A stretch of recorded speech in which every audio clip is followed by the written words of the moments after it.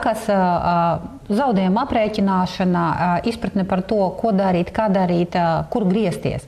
Kā mēs dzirdējām no valdības, no premjeras, pirmais, kas izskanēja publiskajā telpā, bija griezties pie apdrošinātājiem. Un cilvēki, protams, arī saprotot to griezās. Un vairāki no apdrošinātājiem jau ir pateikuši, ka viņi neuzskata notikušu par stihijas sekas rezultātiem, uzskata, ka nav pamata arī tā skaita izmaksāt apdrošināšanas. Un te rodas tāda... Vai šī nav kārtējā spēle ar vārdiem, lai neizmaksātu? Jā, es domāju, ka noteikti. Apdrošināšanā, teiksim, vispār tāda nozare, viņa ir viena no nopietnākajām ar savu lobiju. Tas ir, protams, ja.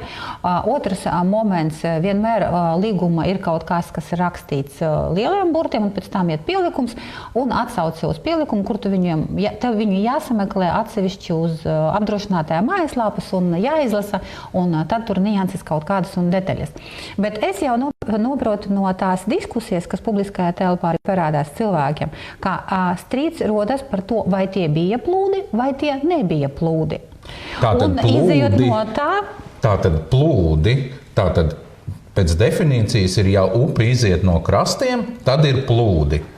Ja es ielecu upē un izcitu upi no krastiem, tad tie arī ir plūdi.